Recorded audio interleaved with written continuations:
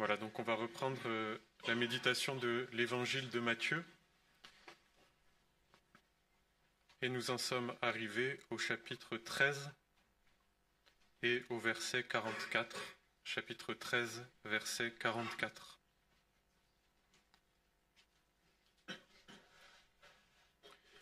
Le royaume des cieux ressemble encore à un trésor caché dans un champ. L'homme qui l'a trouvé le cache, et dans sa joie, il va vendre tout ce qu'il possède et achète ce champ. Le royaume des cieux ressemble encore à un marchand qui cherche de belles perles. Lorsqu'il a trouvé une perle de grande valeur, il est allé vendre tout ce qu'il possédait et l'a acheté. Je voudrais lire quelques versets en plus. D'abord dans l'Épître aux Romains, au chapitre 8.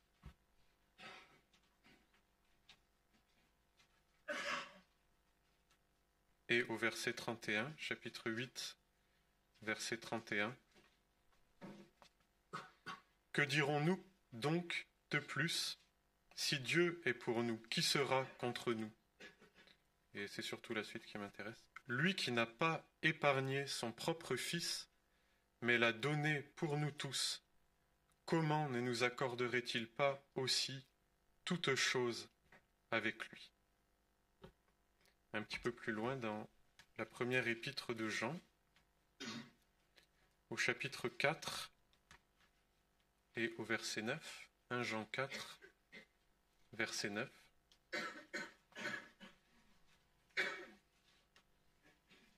Voici comment l'amour de Dieu s'est manifesté envers nous. Dieu a envoyé son Fils unique dans le monde, afin que par lui, nous ayons la vie. Et cet amour consiste non pas dans le fait que nous avons aimé Dieu, mais dans le fait que lui nous a aimés et a envoyé son Fils comme victime expiatoire pour nos péchés. Je voudrais lire encore un passage dans l'évangile de Matthieu, un peu avant, au chapitre 6. Matthieu 6.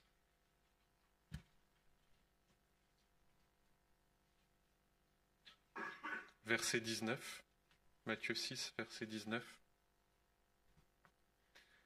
Ne vous amassez pas des trésors sur la terre, où les mythes et la rouille détruisent et où les voleurs percent les murs pour voler, mais amassez-vous des trésors dans le ciel, où les mythes et la rouille ne détruisent pas et où les voleurs ne peuvent pas percer les murs ni voler.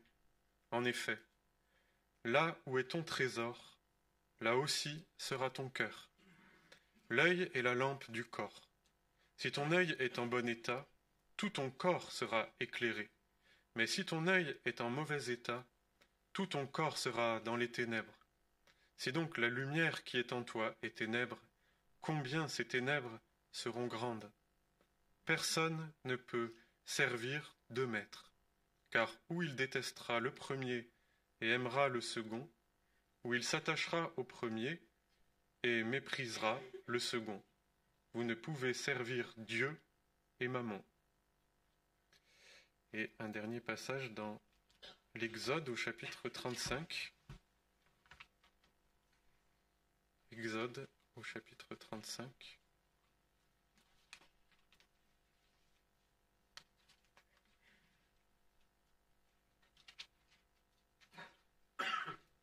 Au verset 20.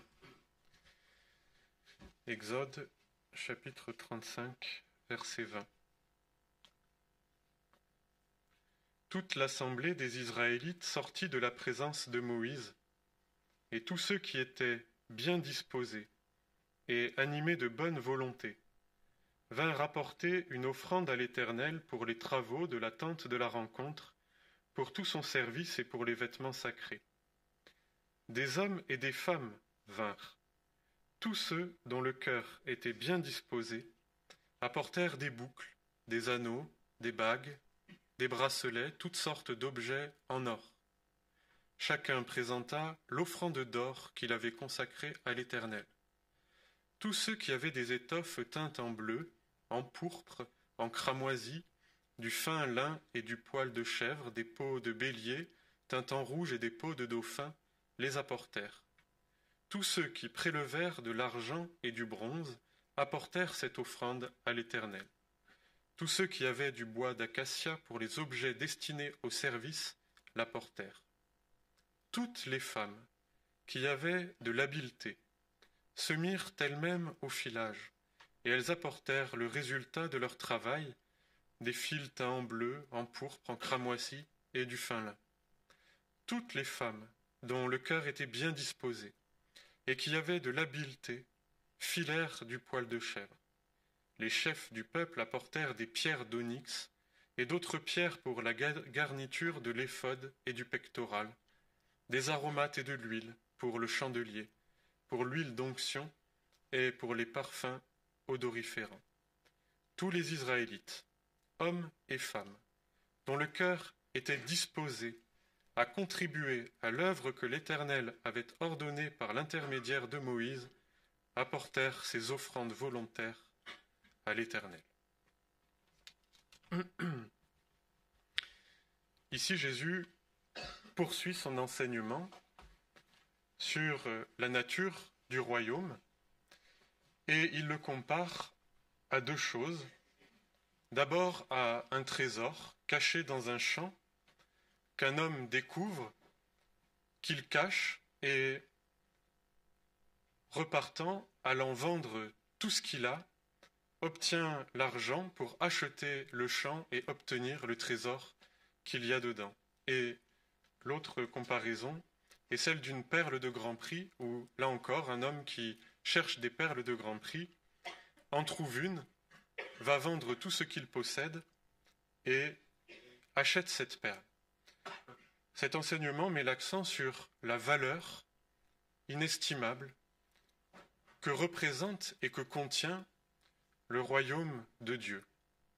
Comparé à tout ce que l'on peut connaître, nous, de valeur, tout ce qu'il peut avoir, de valeur, d'intérêt et de prix à nos yeux, est balayé par ce que contient, ce que représente, ce qu'apporte le royaume de Dieu, comparé à un trésor, sachant que cette référence au trésor fait appel à des textes de l'Ancien Testament, notamment les textes de sagesse, les textes des Proverbes, comparent la sagesse de Dieu à un trésor incommensurable, d'une infinie variété, d'une qualité supérieure à tout ce que les hommes peuvent connaître, à tout ce qui peut monter dans leur cœur, à tout ce qu'ils peuvent chercher et trouver. Donc il y a dans ce trésor tout ce après quoi l'homme aspire, tout ce que l'homme cherche, tout ce dont il a besoin, tout ce que Dieu tient en réserve de bon, de pur, de nécessaire, de salvateur, est contenu dans ce trésor qui est dans le royaume de Dieu. Ce trésor nous donne, et un peu plus loin dans les épîtres, l'apôtre Paul affirme que toutes choses nous sont données en Jésus-Christ. Jésus-Christ est ce trésor en qui nous avons tout. Nous avons tout parfaitement en lui. Nous avons tout parfaitement en Jésus-Christ. Sagesse, sainteté, vie éternelle, vie spirituelle, besoin de nos âmes, amour, espérance, foi, etc. Tout ce qui nous fait défaut dans notre vie terrestre, tout ce après quoi les hommes aspirent, après quoi notre cœur soupire, existe, il est en Dieu et il est en Christ, ce trésor impérissable.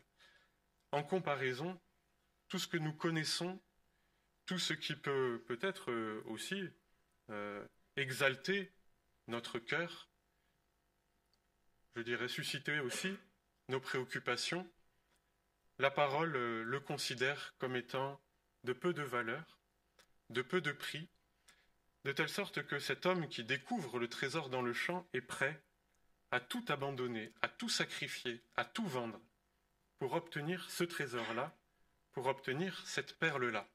Et il nous est même dit de manière assez précise que, ayant trouvé ce trésor, dans sa joie, c'est-à-dire dans tout d'un coup la prise de conscience qu'il a trouvé la chose la plus importante qui puisse se trouver sur terre. Il abandonne tout, dans sa joie, vend tout, abandonne tout, sacrifie tout pour obtenir cette seule chose-là, une perle de grand prix, un trésor caché dans un champ.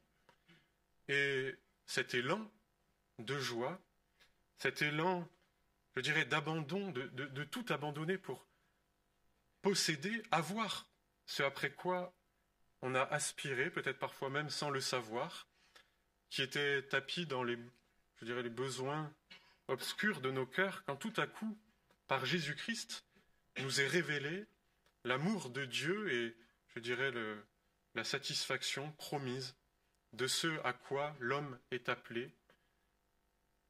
Plus rien ne compte, plus rien ne tient. L'homme abandonne tout, sacrifie tout, pour courir après, pour posséder, pour recevoir ce qu'il vient de trouver.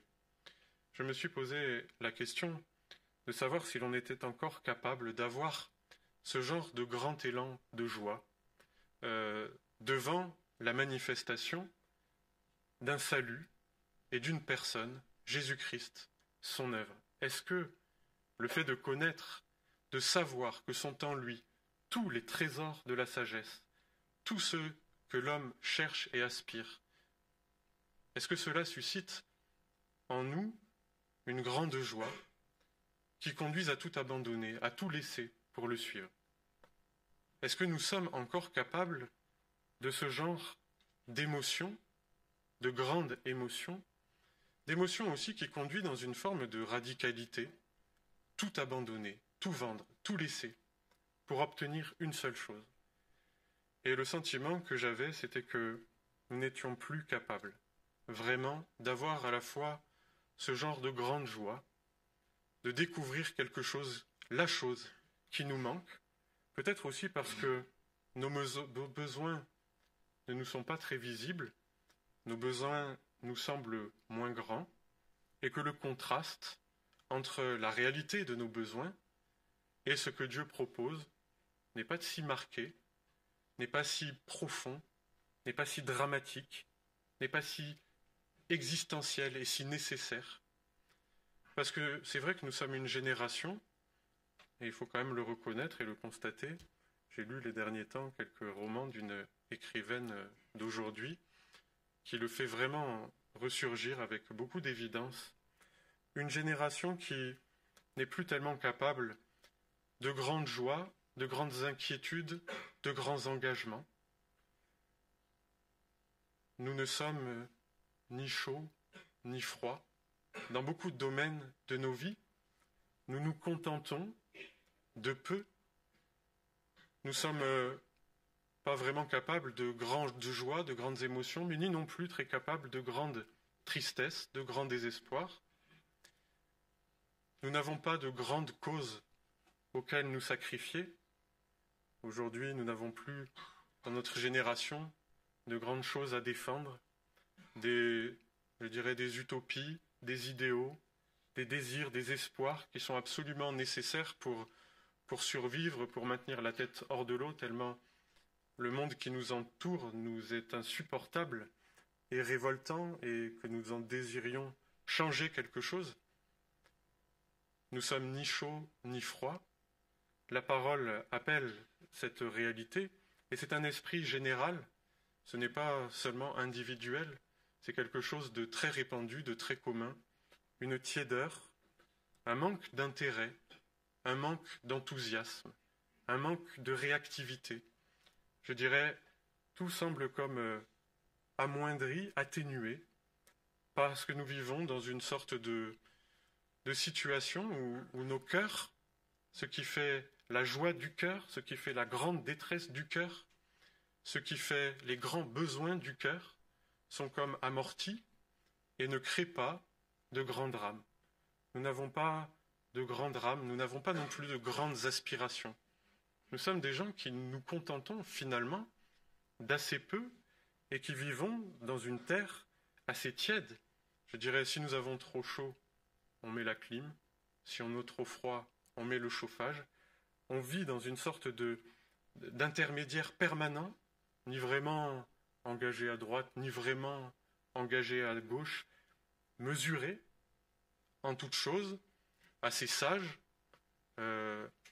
et même les bêtises que l'on fait, à la limite, ne sont pas des bêtises très graves, avec des conséquences qui marquent la conscience, ou qui produisent des conséquences dans nos vies qui sont lourdes à porter, difficiles à vivre après.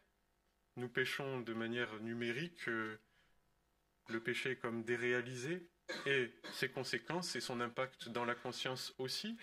Nous n'avons donc pas de véritable tourment qui pousse à crier à Dieu et à voir que ce qu'il présente, que ce qu'il a donné en Jésus-Christ est quelque chose d'absolument nécessaire à nos âmes. Nos âmes ne sont pas suffisamment éveillées, nos cœurs sont trop pris et endormis pour que l'annonce du salut et de ce que Jésus-Christ a fait pour nous, pour que le don du Père représente pour nous le trésor après lequel nous avons aspiré pendant longtemps. La perle de grand prix que nous obtenons après une quête qui nous a conduits jusqu'aux confins du désespoir, de l'incompréhension, de la détresse. Et cette situation, je dirais, de demi-endormissement, où nous ne sommes ni vraiment fervents, mais pas non plus complètement éteints, est peut-être une des situations les pires aux yeux de Dieu. Puisque tu n'es ni froid ni bouillant, je te vomirai de ma bouche. Pas de grands élans, pas de grands sacrifices, pas de grand abandon pour suivre le Seigneur. Les choses se font dans une sorte de continuité douce, aimable. On suit sans complètement sacrifier, sans s'adonner complètement au péché ou à ses passions. Et nous ne voyons pas à quel point cette attitude de tiédeur généralisée est en horreur aux yeux de Dieu et qu'il eût mieux valu que nous soyons froids ou bouillants, c'est-à-dire capables de positions claires, alors que ce qui nous qualifie, bien souvent, est une forme d'indétermination, un cœur irrésolu. Que celui qui demande quelque chose avec un cœur irrésolu, sans être capable de prendre véritablement une orientation ou une autre, en payant pour cela un certain prix de son confort, de ses ambitions, etc., ne s'imagine pas qu'il recevra quoi que ce soit de la part de Dieu. C'est ce qu'il nous est dit. Qu'un homme irrésolu dans toutes ses voies, un homme inconstant, indécis, incapable de faire des choix qui engagent, des choix qui coûtent, ne s'imagine pas qu'il recevra quoi que ce soit de la part de Dieu. Ce que nous dit la parole par rapport à cette sorte d'état d'esprit ambiant, très inquiétant. Parce que du coup, la parole ne produit pas les élans, la ferveur, le zèle, la reconnaissance, la joie qui doit presser notre cœur dans le service de Dieu. Quand on voit comment le peuple d'Israël a répondu à l'appel de Moïse au moment de construire la tente de la rencontre, le lieu de pure grâce où ils allaient pouvoir être dans la communion de Dieu, le Père, être au bénéfice de sa bénédiction, de sa présence bénissante, hommes et femmes se sont levés, ont pris leurs biens, les ont consacrés, se sont mis au travail, les femmes ont tissé, ont travaillé, les hommes ont prélevé de l'or, de l'argent, du bronze, et sont venus à la maison de l'Éternel, portés par le cœur. Et c'est cela que le Seigneur recherche. Il ne veut pas des individus tièdes, qui suivent à la fois par habitude, parce que le monde est dangereux, parce que l'Église est confortable, parce qu'on peut ménager, je dirais, on y reviendra, des ambitions sociales modestes, mais s'enrichir quand même un peu, sur tous les plans affectifs, culturels, financiers, les biens, et d'un autre côté, de la main droite, servir le Seigneur, être présent. Le Seigneur, c'est pas ça qu'il attend. Il attend des hommes et des femmes portés par le cœur, qui sont bien disposés, qui sont saisis, pressés par l'amour de Dieu en Jésus-Christ. Et c'est tout autre chose que ce qui nous motive, en général, même pour rester dans l'Église. Ce qui nous maintient dans l'Église, c'est parfois la peur de faire le mal, c'est parfois tout simplement le manque d'énergie à pécher, et peut-être une certaine facilité, un certain confort, mais pas le fait d'être saisi par l'amour de Christ. Et l'apôtre Paul, ce qui motivait et qui était en arrière-plan de son service, et qui l'a, je dirais, inspiré pour parler, pour bâtir l'Église. L'amour de Jésus-Christ me presse. J'ai été saisi, je me suis laissé saisir. Est-ce que nos cœurs sont encore capables d'être saisis? Ou est-ce que nous suivons quelque chose sans que le cœur soit pris, bien disposé, saisi, ayant reçu, compris ce qui se joue dans cette perle de grand prix, dans ce trésor que Dieu nous accorde par pure grâce, nous qui sommes des pécheurs, tièdes, irrésolus, incapables de choix clairs, de s'engager, de se déterminer, de se donner sans compter, sans réfléchir, en répondant à un appel et en laissant tout derrière soi. Cette réalité-là, elle vient de la richesse ambiante dans laquelle nous vivons. Ce qui crée cet endormissement du cœur, ce qui crée cette forme de passivité, ce manque de zèle, ce manque de prise de conscience, de ce à quoi on est arraché par le Rédempteur et par le salut de Dieu, c'est l'argent. C'est Mammon. Nul ne peut servir deux maîtres, car soit il aimera l'un et détestera l'autre, soit il méprisera l'un et honorera l'autre, mais il ne peut servir les deux. On ne peut servir Dieu et Mammon. On ne peut servir, je dirais, cette société de confort, d'agrément, de divertissement, de loisirs, et en même temps, servir le Seigneur, tout donner, avoir un cœur, je dirais, saisi par l'amour de Dieu. Nécessairement, si d'une main nous poursuivons les choses qui sont liées et les biens qui sont liés à ce que l'argent peut nous procurer, on critique parfois le fait que les téléphones, les écrans, etc. endorment la conscience, parce qu'on est, je dirais, dans un monde parallèle où nos pensées et nos esprits sont sans cesse, je dirais, hypnotisés et nos angoisses calmées par les écrans. Mais le problème, ce n'est pas tant les écrans que l'argent qui nous permet de les acheter. Nous sommes tellement, je dirais, bénis que nous pouvons nous procurer tout ce dont nous avons besoin. Nous pouvons prévoir notre vie pour avoir suffisamment d'argent pour qu'on ait de l'argent pour le superflu, pour les loisirs. Et c'est d'ailleurs bien souvent comme cela que nous, je dirais, faisons nos plans sur la comète, prévoyons notre avenir, être suffisamment bien à l'abri financièrement pour pouvoir avoir une famille, pour pouvoir servir le Seigneur, pour pouvoir avoir tout le superflu des écrans, etc., parce que ça coûte des fortunes, et en même temps voyager, et en même temps avoir des loisirs, etc. Gagner sur tous les plans, recevoir sur tous les plans, mais le cœur ne peut pas être saisi, parce qu'on ne peut servir deux maîtres. On ne peut servir et Mammon, et la société de loisirs et de consommation qui nous endort complètement, qui fait que nos cœurs ne savent même pas reconnaître dans la prédication de Jésus-Christ la perle de grand prix, ce qui nous a été accordé par grâce par le Père pour nous sortir de la mort, du sommeil de la mort, de l'endormissement de la mort. Et en réfléchissant à ça, je me disais, comment est-ce qu'on fait quand on prend conscience que notre cœur est endormi, mais qu'en même temps, nous sommes tenus, je dirais, par toutes les fibres de notre être, par tout notre contexte, par tout notre environnement, dans cette torpeur de confort, cette tiédeur, je dirais horrible, qui donne vraiment envie de vomir quand quand on la considère pour ce qu'elle est, ni chaud, ni froid, ni intérêt, ni zèle, ni cœur pour rien vraiment. On a envie de s'en arracher, on a envie de s'en débarrasser comme étant quelque chose qui nous enveloppe et qui est plus grand, plus fort que nous, qui est un esprit du temps, qui est l'esprit d'une génération. C'est-à-dire c'est quelque chose que l'on reçoit au berceau et qui nous enveloppe, dans lequel nous sommes pris comme dans un filet, sur lequel nous n'avons pas de pouvoir. Essayez de vous séparer de vos écrans, essayez de vous séparer de la richesse et des préoccupations ambiantes. C'est impossible, c'est un filet, mais c'est plus que ça, c'est moral, c'est spirituel, c'est une puissance qui habite toute notre génération. Nous n'avons pas de force pour lutter contre ça. Nous sommes ces esclaves, nous sommes ces enfants, enfants de cette génération rebelle et corrompue, même si cette rébellion s'exprime non pas par de grandes bêtises, non pas par de grands blasphèmes, mais juste par un cœur à demi assoupi, refusant l'appel de Dieu, à tout abandonner pour le suivre.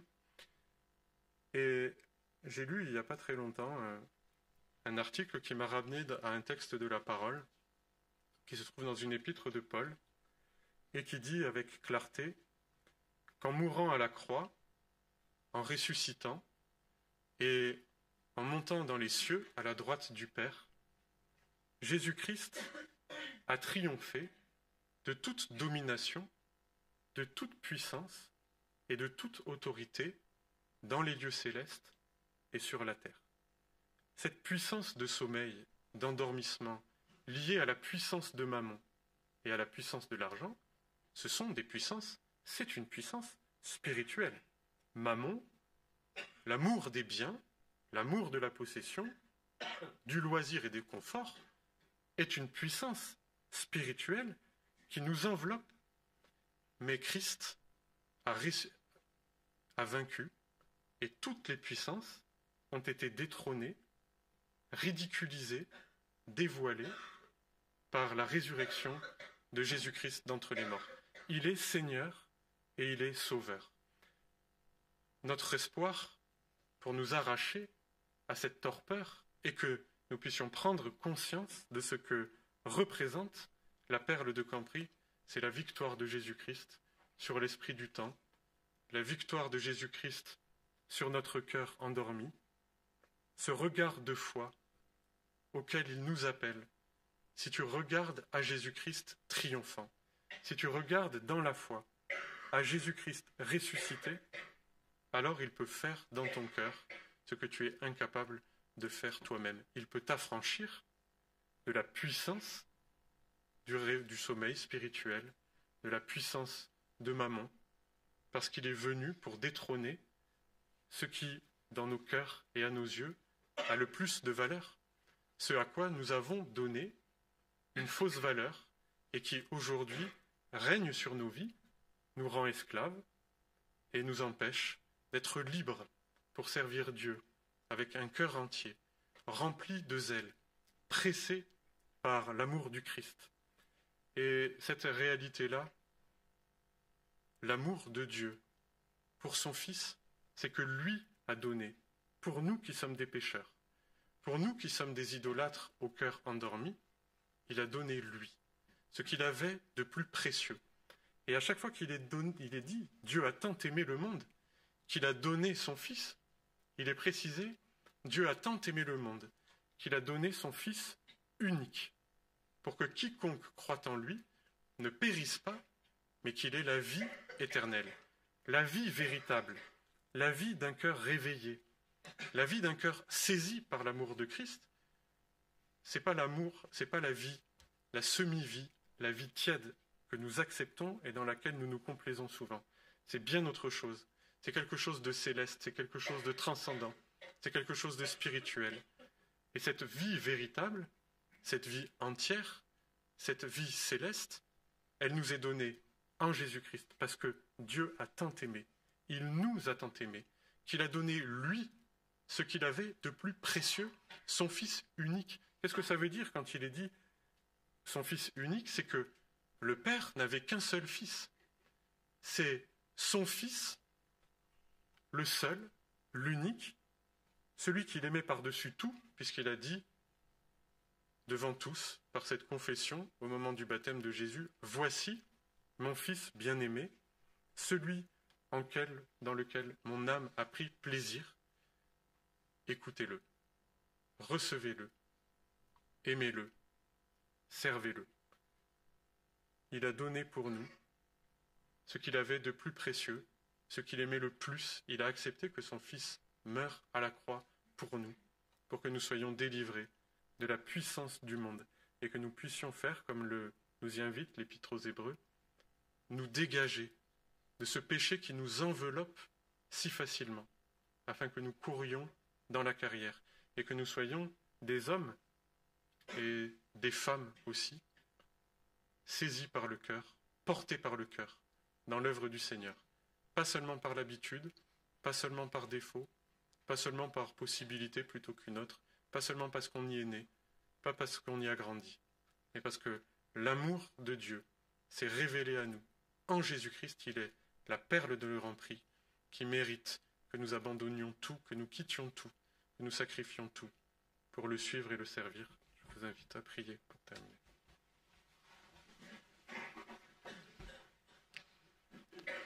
Seigneur, c'est à toi que nous venons parce que nous reconnaissons devant toi que notre cœur est pris par les pièges du monde et par cette irrésolution profonde, cette incapacité à se déterminer, à s'engager, à tout donner et à tout perdre pour te servir.